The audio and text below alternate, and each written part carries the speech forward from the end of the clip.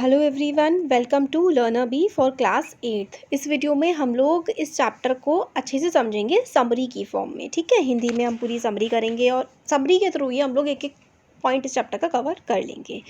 तो चैप्टर का नाम है the best Christmas present in the world. अब ये कैसे है बेस्ट क्रिसमस प्रेजेंट, यही हम इस चैप्टर में पूरा देखेंगे। तो देखिए, जो लेखक हैं, जो इसके राइटर हैं, उनको एक रोल टॉप डेस्क चाहिए थी। तो देखिए, रोल टॉप डेस्क जो होती है ना, वो ऐसी होती है मतलब जिसको खोला जा सके। ठीक है, ऊपर उठा करके खोला जा सके, तो उस तरीके की डेस्क उनको चाहिए थी। बट उनके पास इतने पैसे नहीं थे कि वो डेस्क वो ख़रीद पाएँ। बट एक दिन एक कबाड़ की दुकान होती है ना, जिसमें पुराना सामान मिल जाता है, उस दुकान पे उनको एक रोल अप डेस्क मिल गई, जो कि थोड़ी ठीक ठीक हालत में थी, बहुत अच्छी हालत में तो नहीं थी, बट फिर भी क्योंकि वो देवदार होता है, एक पेड़ होता है जिससे काफ़ी मतलब अच्छी लकड़ी होती है, उसकी वो बनी हुई थी और उनको वो सस्ती भी मिल रही थी। तो उन्होंने सोचा कि मतलब इसको ख़रीद लेता हूँ। तो लेखक ने, मतलब हमारे जो राइटर हैं, उन्होंने वो मेज़ ख़रीद ली, टेबल ख़रीद ली। उसकी जो ड्रॉर्स थी, ये देखिए यहाँ पे ड्रॉर्स है ना, उसकी ड्रॉर्स उन्होंने जब खोली तो उनमें उनको एक काला टिन का डिब्बा मिला। देखिए यहाँ पे दिखा रखा है, ड्रॉर खोली इन्होंने तो इनको एक टिन का डिब्बा इसमें दिखा है, ब्लैक कलर का, है ना। उस पे ना एक कागज़ चिपका हुआ था। देखिए, आपको कागज़ भी चिपका हुआ दिखेगा इस पर, है ना। ये देखिए, टिन का डिब्बा है, ड्रॉर है, जो टेबल खरीदी उसकी ड्रॉर है। ड्रॉर में एक वो है, बॉक्सा है, उस पे एक कागज़ चिपका हुआ है। तो वो जो कागज़ था ना, उस पे लिखा हुआ था जिम की आखिरी चिट्ठी, या फिर जिम का आखिरी लेटर था। और कब था मिला था वो लेटर, जिस पर्सन, देखिए ऐसा था ना कि इन्होंने तो पुरानी डेस्क खरीदी है। अब पुरानी डेस्क में इनको किसी की कोई चीज़ मिल गई, क्योंकि जिसकी पहले होगी कभी ना कभी तो किसी की डेस्क होगी ना। तो उसमें, उस डेस्क में एक बॉक्स रखा था। उस बॉक्स में एक इनको मतलब ड्रॉर में बॉक्स मिला। उस बॉक्स पे ऊपर लिखा हुआ था कि ये जो चिट्ठी है, इसके अंदर क्या है, एक लेटर है, और वो लेटर मेरे को जिम ने लिखा है, और जिम का आखिरी लेटर था। और कब लिखा गया था वो लेटर, मतलब कब मिला था, लिखा तो पहले गया था, कब मिला था उस पर्सन को, 25 जनवरी 1915 को। किस पर्सन को, जिसकी वो डेस्क ओरिजिनली थी। ठीक है, तो उसमें अब लेखक ने क्या किया, डिब्बे में जो पत्र लिखा था उसको वो पढ़ने लगा, जिसमें जिम ने क्रिसमस की सुबह, अब लिखा किसने था पत्र, लेटर किसने लिखा था, जिम ने लिखा था। और किसको लिखा था, जिम ने अपनी वाइफ को लिखा था, उनकी वाइफ का नाम था कॉनी। ठीक है, तो अब लेटर में क्या लिखा हुआ है ये देखते हैं। तो जिम ने क्रिसमस की सुबह में, क्रिसमस की जो मॉर्निंग होती है उसमें ये लेटर लिखा था, क्रिसमस की सुबह जर्मनी की सेना के साथ हुए अपने एक्सपीरियंस के बारे में अपनी वाइफ कॉनी को लिखा था। वो लिखते हैं कि डियर कॉनी, तुम्हें मतलब बिलीव नहीं होगा कि क्रिसमस की ये जो हमारी मॉर्निंग रही है ना, इसमें मतलब क्या हुआ है। तो लिखते हैं कि डियर कॉनी, तुम्हें बिलीव नहीं होगा ये जो क्रिसमस की मॉर्निंग है क्या हुआ है। इसमें जो जर्मन सैनिक है ना, क्रिसमस की सुबह हाथ में, क्रिसमस की मॉर्निंग में हाथ किए ना, वर्ल्ड वॉर के टाइम किया है। ठीक है, वर्ल्ड वॉर के टाइम का के पीरियड की है बात चल रही है। तो उस समय वो जंग के मैदान में था। ठीक है, जिसने लेटर लिखा है ना जिम ने, वो उस समय वॉर फील्ड पे था। बट क्रिसमस का मौका था, दोनों जो है देश की सेनाएं क्रिश्चियंस थी, तो सोचा कि आज के लिए जंग बंद करके हम लोग थोड़ा सा कुछ सही सा कर लेते हैं। तो इसलिए जर्मन सेना ने क्या किया, सफ़ेद झंडे फहराए। सफ़ेद झंडे, वाइट कलर के जो फ्लैग्स होते हैं वो शांति का प्रतीक होते हैं, तो कि उन्होंने सफ़ेद झंडे फहरा दिए और हैप्पी क्रिसमस जो है वो बोल करके आगे बढ़ने लगे। पहले तो अंग्रेज़ जो थे उन्होंने सोचा कि ये चाल है, मतलब दो सेनाएं थी, एक थे अंग्रेज़ और एक थे जर्मन। तो जर्मन जो है क्रिसमस के दिन सफ़ेद झंडे फहरा करके बोलने लगे कि आज क्रिसमस है, मैरी क्रिसमस, और हम लोग मतलब थोड़ा सा शांति वांति कर लेते हैं थोड़ी देर के लिए, चली। फिर बट एकदम से अंग्रेज़ों को लगा, अंग्रेज़ों की सेना में कौन था, जिसने ये लेटर लिखा है। तो अंग्रेज़ों को लगा कि भाई ये मतलब कोई चाल है जर्मन्स की। फिर उन्होंने सोचा, पर अचानक से उनमें से भी एक उठकर उनके बंकर की तरफ हाथ में सफ़ेद झंडा लेकर बढ़ने लगा। बट पहले एकदम से जर्मन्स की चाल लग रही थी, बट जर्मन्स में से कोई एक सफ़ेद झंडा लिए हुए एक पर्सन आगे की तरफ बढ़ने लगा। फिर दूसरा हाथ में बोतल लेकर आगे बढ़ा और कहने लगा कि आज क्रिसमस है, हम सब साथ खाना खाएंगे। फिर वो कहने लगे कि भाई आज क्रिसमस है। कौन, जर्मनी की आर्मी वाले ब्रिटेन की अंग्रेज़ों की आर्मी वालों से कहने लगे कि आज तो भाई क्रिसमस है, तो आज लड़ाई झगड़ा नहीं, हम लोग साथ मिल करके क्या करेंगे, खाना खाएंगे। फिर काफ़ी सारे सैनिक बिना बंदूकों के आगे बढ़ने लगे। कहाँ से, जर्मनी के पार्ट वाली सेना से।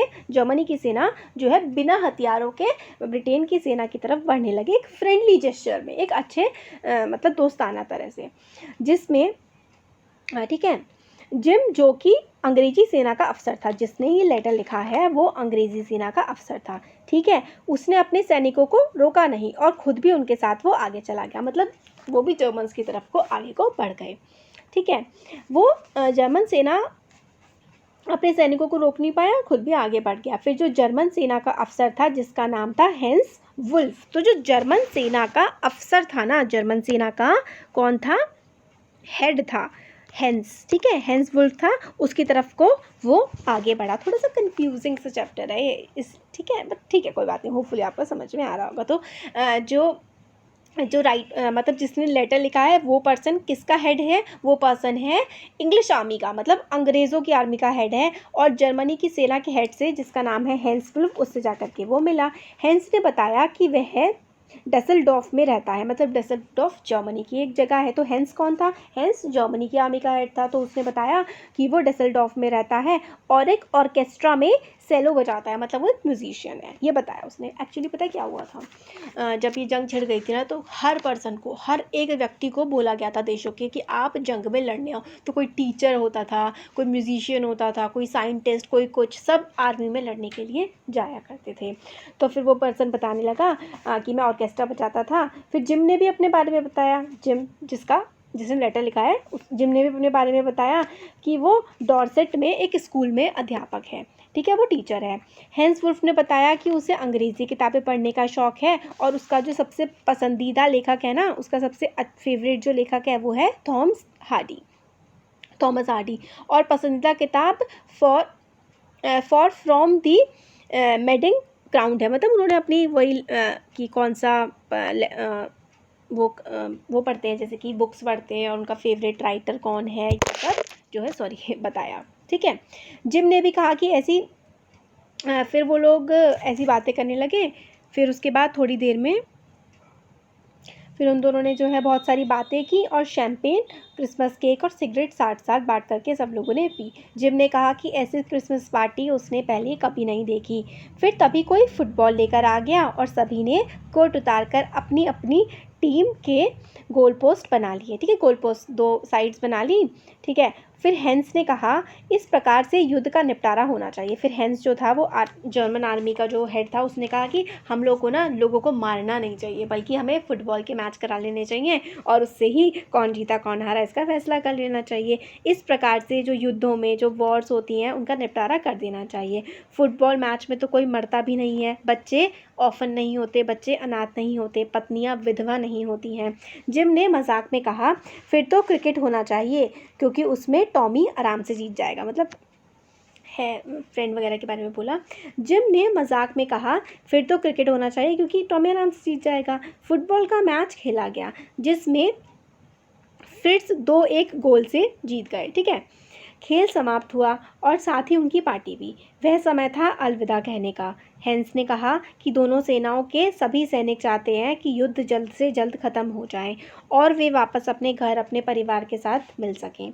जिम और हेंस ने एक दूसरे को मतलब अलविदा बाय कहा और अपने अपने बंकर्स, तो देखिए बंकर्स क्या होते थे, जैसे कि सपोज करिए ऐसा था, ये इंग्लैंड का यानी कि अंग्रेज़ों का बंकर है और ये जो जर्मन है उनका है। बंकर मतलब एक जैसे टेंट वगैरह से लगा लेते थे और उसमें जाकर के सैनिक बैठ गए। तो मतलब क्रिसमस उन्होंने साथ में मिलकर के मनाया और वो अपने अपने बंकर्स में जाकर के फिर वो लोग बैठ गए और फिर समाप्त हो गया। और फिर फिर उसके बारे में सब लोग सोचने लगे कि क्या था ये। फिर उस रात जो है क्रिसमस के गानों की आवाज़ें आती रहीं। फिर उसके बाद थोड़ी देर बाद शांति छा गई। लेखक ने पत्र पढ़कर ठान लिया। अब लेखक जो था, लेखक कौन है यहाँ पर, देखिए एक तो वो पर्सन है जिसने लेटर लिखा है, वो तो है जिम, और हमारा चैप्टर जिसने लिखा है वो हमारे राइटर हुए, है ना। तो राइटर ने जब उस लेटर को पढ़ा तो उसने ठान लिया कि अगली सुबह ही वो ब्रिटपोर्ट जाकर, मतलब उस जगह जाकर जहाँ को ये पत्र बिलोंग करता है, जो कॉनी है उनको लिखा था ना उनके पति ने वो लेटर, तो वहाँ वो जाएगा कॉनी के पास। तो ब्रिटपोर्ट जाकर पत्र पर लिखे हुए पते को ढूंढेगा, मतलब उस पर हमेशा जो लेटर होता है एक एड्रेस लिखा होता है ना, तो उस एड्रेस पर जो है राइटर जाएगा। उसने ऐसा सोचा। फिर वो वहाँ पहुँच गया। उसने एक लड़के से उस पते के बारे में पूछा। वह घर अब जो है वो जल चुका था, मतलब जो उस लेटर पे लिखा हुआ था एड्रेस, वो घर अब जल चुका था और खंडर बन चुका था। एक बूढ़े पड़ोसी ने बताया कि मिसेस मैकफरसन 101 साल की एक प्यारी बूढ़ी हैं मतलब एक बूढ़ी औरत है, 101 साल की वो हो चुकी हैं। उनके इस घर में मोमबत्तियों से आग लग गई थी। सौभाग्यवश वो बच गई और अब शहर के पास बर्लिंगटन हाउस के नर्सिंग होम में रहती हैं। मतलब जो है कॉनी जो थी, जिम की वाइफ थी ना, जिनको लेटर लिखा था जिम ने, वो जो है उनके घर में आग लग गई थी और अब उनकी एज जो 101 है वो हॉस्पिटल में रहती है, एक तरह से नर्सिंग होम में रहती है। लेखक जो है वहाँ पहुँच गया, राइटर वहाँ पहुँच गया, तो वहाँ की मेट्रन उसे बताती हैं कि मिसेस मैकफरसन का कोई परिवार नहीं है। मतलब वहाँ की जो केयर टेकर थी, बंदी पर्सन थी, वो बताती है कि मिसेस मैकफरसन जो कॉनी है, इनकी कोई भी फैमिली नहीं है। राइटर वहाँ पहुँचता है, ठीक है, और उससे तो जो राइटर है वो मैकफरसन से मिलता है। वो व्हीलचेयर पर बैठी होती है, उनके बाल जो है वाइट कलर के होते हैं और वह उनको हेलो बोलता है और मैरी क्रिसमस बोलता है। मतलब वो क्रिसमस के दिन एक तरह से पहुंच गया होता है वहाँ पे, ठीक है। और फिर वो एक डब्बा जो है जिसमें उसमें लेटर लिखा होता है वो मिस मैकफरसन को दे देता है। वही मिसेस कॉनी जो थी, उनका सरनेम मिस मैकफरसन था। उसे देखकर उनकी आंखों में बहुत ज़्यादा खुशी आ जाती है, उनका चेहरा चमकने सा लगता है और लेखक का हाथ पकड़कर वो मतलब एक तरह से रोने लगती हैं।